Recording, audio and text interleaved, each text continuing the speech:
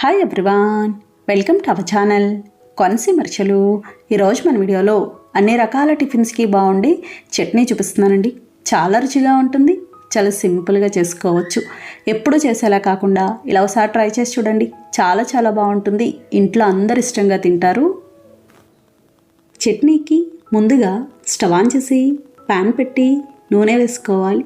నూనె వేడయ్యాక కారానికి సరిపడా ఎండుమిరపకాయలు వేసి ఫ్రై చేసుకోవాలి. నేను ఈ చట్నీ ఎండుమిరపకాయలతో చేస్తున్నానండి, చాలా బాగుంటుంది. మీకు ఒకవేళ వద్దు అనుకుంటే పచ్చిమిర్చితో కూడా చేసుకోవచ్చు.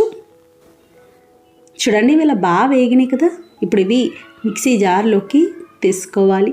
అలాగే ఇలాంటి చట్నీలకు కానీ రోటి పచ్చళ్ళు కానీ కొంచెం కారంగా ఉంటే బాగుంటుంది. అలాగే నేను ఎండుమిర్చి 7 కాయలు తీసుకున్నానండి. ఇప్పుడు అదే నూనెలో టమాటో ముక్కలు వేసుకోవాలి. ఇలా బాగా కలిపి మూత పెట్టేసి మీడియం ఫ్లేమ్లో మగ్గించుకోవాలి. పెద్ద టమాటో ఒకటి తీసుకున్నాను. టమాటో ఎక్కువ వేసినా కూడా అంత బాగుండదు. అలాగే మధ్య మధ్యలో మూత తీసి కలుపుతూ ఉండాలి, అడుగు అంటకుండా ఉంటుంది. చూడండి, టమాటో ఇలా బాగా మగ్గింది కదా. ఇలా మగ్గితే సరిపోతుంది. ఇప్పుడు స్టవ్ ఆఫ్ చేసుకోవాలి, బాగా చల్లారాలి. ఇది బాగా చల్లారిందండి. ఇప్పుడు చట్నీ చేసుకుందాం. ముందుగా మిక్సీ జార్లో ఎండుమిర్చి ఉన్నాయి కదా, అందులోనే మనం మగ్గించుకున్న టమాటో, చిన్న కప్పుతో 1 కప్పు వేపుడు శనగపప్పు, గుల్ల శనగపప్పు ఉంటుంది కదండి, అది పుట్నాల పప్పు అంటారు కదా, అది 1/2 స్పూన్ జీలకర్ర, తగినంత ఉప్పు, చాలా కొద్దిగా చింతపండు వేసుకోవాలి. ఒకవేళ చింతపండు వద్దు అనుకుంటే మానేయచ్చు, ఎలా అయినా టమాటో ఉంది కాబట్టి.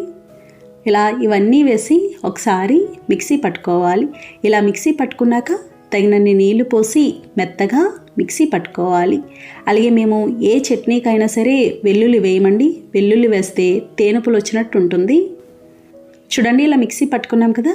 ఇప్పుడు ఇది గిన్నెలోకి తీసుకోవాలి. ఇది ఎలా అయినా తినచ్చు, లేదంటే పోపు పెట్టుకోవచ్చు, ఎలా అయినా కూడా పర్వాలేదు. పోపు కోసం ప్యాన్ పెట్టి నూనె వేసుకోవాలి.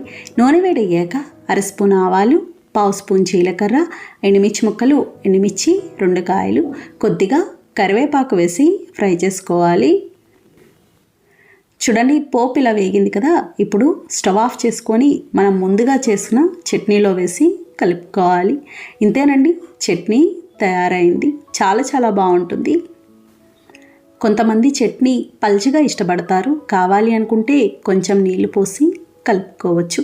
అలాగే మనం ఎప్పుడు కూడా పుట్నాల పప్పుతో కొబ్బరి వేసి ఎక్కువగా చేస్తూ ఉంటాం, కానీ ఈసారి ఇలా ట్రై చేసి చూడండి, ఇంట్లో అందరు ఇష్టపడతారు. చట్నీలు ఏదైనా సరే అప్పటికప్పుడేనండి, ఇవి త్వరగా పాడవుతాయి. ఫ్రిడ్జ్లో పెట్టుకుంటే మాత్రం 1 రోజు ఉంటుంది. చూసారు కదా ఫ్రెండ్స్, చాలా సులభంగా తయారు చేసుకున్నాం. నచ్చిందండి వీడియో? మీకు నచ్చితే లైక్ చేయండి, షేర్ చేయండి, కామెంట్ చేయండి. Thank you for watching.